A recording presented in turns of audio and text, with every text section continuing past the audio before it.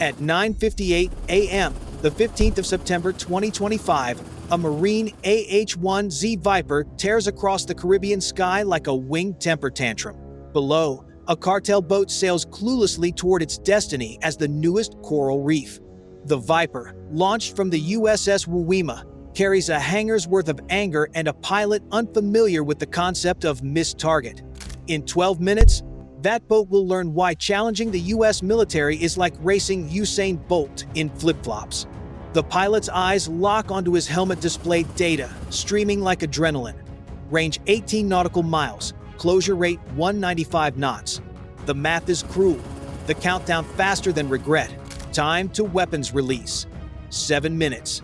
Down below, the smugglers still believe in luck, unaware that democracy is inbound from the north at 150 knots, guided by satellites, tracked by aircraft, and delivered by a Marine who hasn't missed a target since flight school.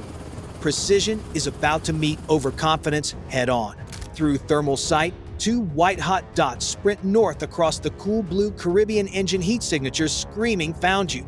Overhead, a P-8 Poseidon cruises at 20,000 feet. A Boeing 737 reborn as a $400 million predator where every pixel can pull a trigger. Poseidon's AN/APY-10 radar paints the classic smuggler's print. Twin engines, 45 knots, heading north from Venezuela, what traffickers call the Caribbean Express, an oceanic I-95 for bad decisions. The P-8 even dropped sonobuoys, listening to two Mercury 300 seconds slightly out of sync because maintenance clearly wasn't in this quarter's budget. Inside the Viper, the pilot programs coordinates into the target sight system, basically Iron Man's helmet for grown-ups. This 200 grand headgear project's targeting data straight on the visor. He just looks, and the system listens, ready to turn whatever he glances at into smoke. 4.6 pounds of tech, 4.6 pounds of authority. The infrared camera follows his gaze within milliseconds, sensitive enough to spot a candle 5 kilometers away. Under its stub wings, 8 Hellfire Romeos wait in silence, each one a 108-pound, $150,000. Harvard education traveling at Mach 1.3 towards someone who definitely didn't apply for admission.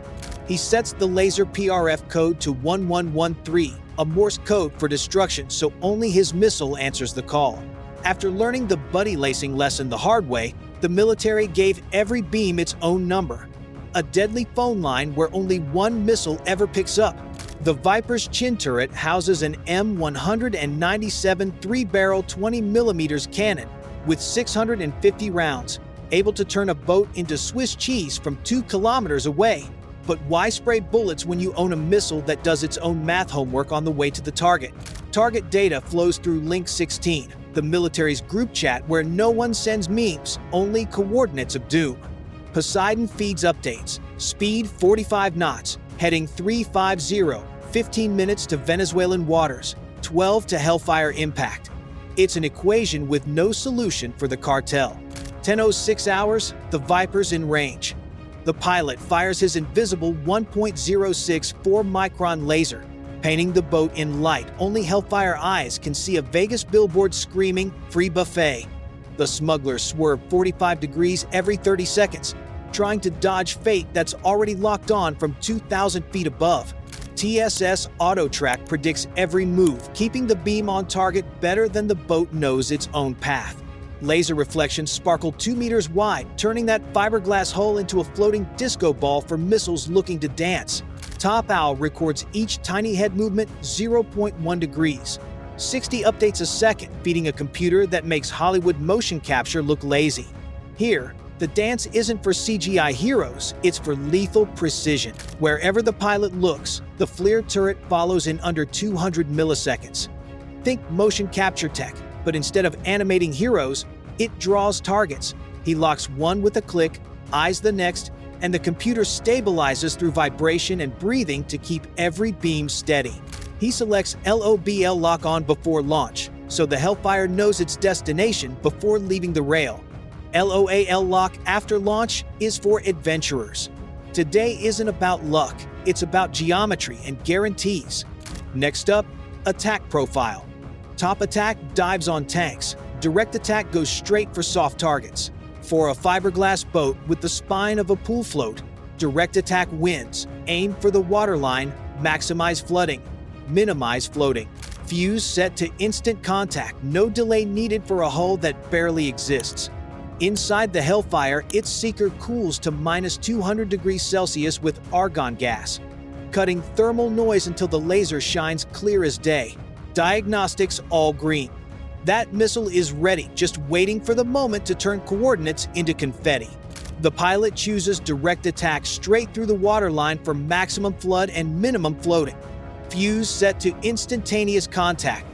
For fiberglass, penetration is pointless. This warhead introduces itself the moment they meet.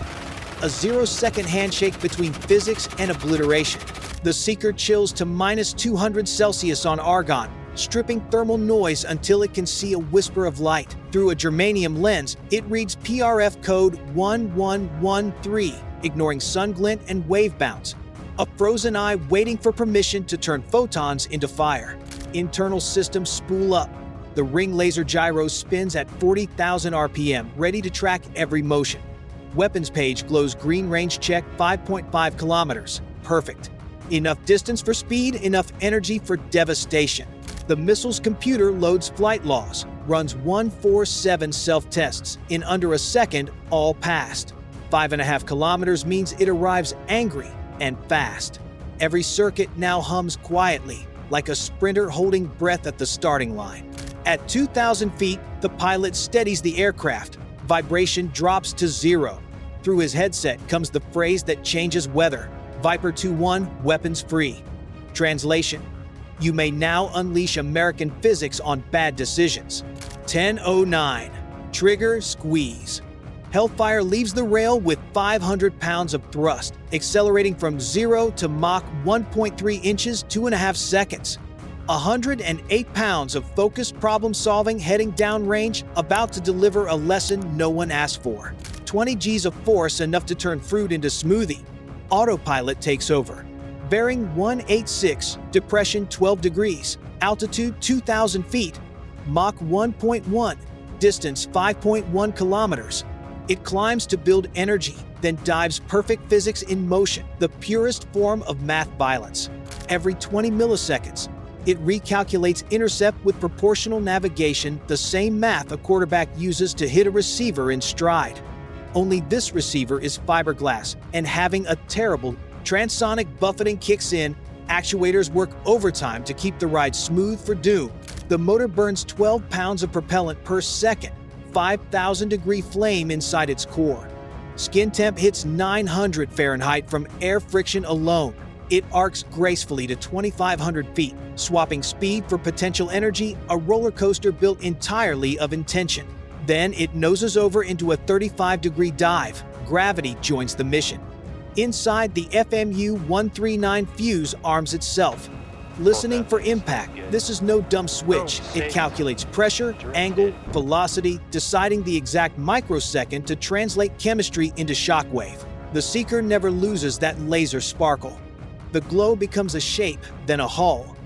Guidance resolves contours of its victim.